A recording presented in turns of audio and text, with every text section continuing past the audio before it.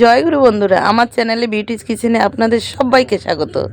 আজকে আমি আপনাদের দেখাবো চালের গুঁড়ি দিয়ে কী করে সাজের পিঠে করা হয়। দেখুন, এখানে চাল ভিজিয়ে ঢেকিতে কুটে আনা হয়েছে। এই যে চালের গুঁড়ি দেখেছেন, চালের গুঁড়ি এই যে কুটে গুঁড়ো করে আনা হয়েছে।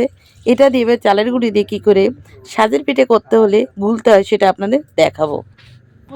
দেখুন বন্ধুরা, এখানে আমি একটা বাটিতে আমি চালের গুঁড়ি নিয়েছি, যে গুঁড়োটা করেছিলাম সেই গুঁড়োটা নিয়েছি। এবার দিয়ে দেবো একটু লবণ, দিয়ে দিলাম লবণ। দেখুন বন্ধুরা, লবণ দেওয়া হয়েছে। এবার দেওয়া হবে গরম জল, উষ্ণ গরম জলে গোলা হবে এটাকে। এই যে উষ্ণ গরম জল দেওয়া হচ্ছে, এটাকে উষ্ণ গরম জলে সুন্দর করে গুলতে হবে।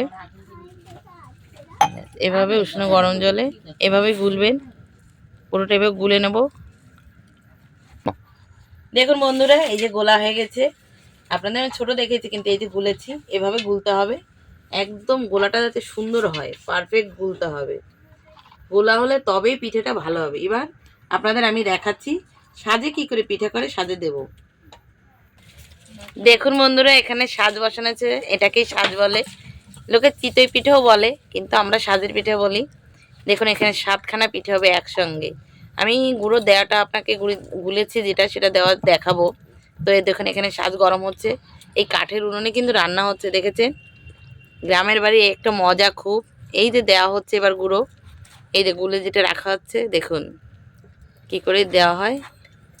এই যে দেওয়া হচ্ছে, দেখুন এভাবে একটা একটা করে পিঠে দেওয়া হবে। একটা হয়ে গেল, এই একটা, দুটো, দেখেছেন। মনে হচ্ছে একটা একদম ফুলের মতো, কামিনী কাঞ্চন ফুলের মতন পাপড়ি ফুলের।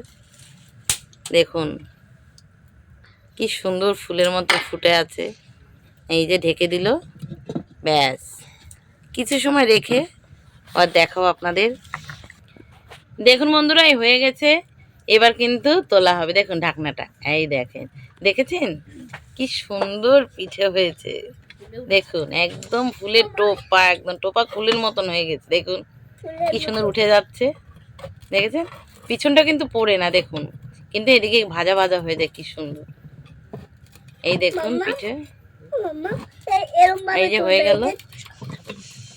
এই যে গলাটা দেখেছেন, কি ভালো লাগে খাওয়ার থেকে কিন্তু পিঠে। এই যে তোলা ভীষণ ভীষণ, আমার তো ভীষণই ভালো লাগে সাজের পিঠে, আমার সব থেকে প্রিয় পিঠে।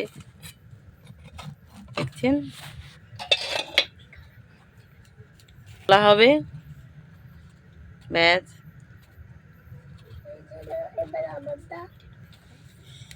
তোলা হয়ে গেল। দেখুন এই যে এটা আবার মাংস দিয়ে এবার আমাদের খাওয়া হবে। এবার আপনাদের আমি দেখাবো মাংস দিয়ে কী করে পিঠে খায়। দেখুন বন্ধুরা, দেখুন এভাবে কিন্তু আমাদের মাংস দিয়ে পিঠে খাওয়া হয়, দেখেছেন।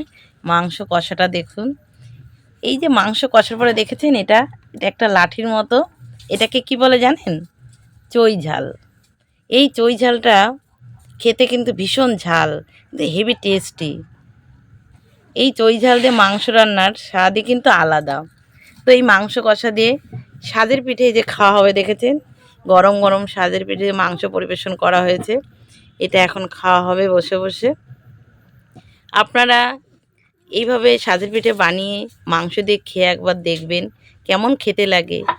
আর খেয়ে কিন্তু কমেন্ট করে আমাকে জানাবেন খেতে কেমন হয়, আর এই পিঠা দিয়ে মাংস খেতে কতটা টেস্টি হয়। এটা দুধেও ভিজানো আমি ছাড়বো বা ছেড়েছি। তো দেখুন বন্ধুরা, এভাবে খাবেন করে। তো আমার এই রেসিপিটা যদি আপনাদের ভালো লেগে থাকে তাহলে please please please like share comment করতে কিন্তু ভুলবেন না, আর সাবস্ক্রাইবটা কিন্তু করে দেবেন। জয় গুরু।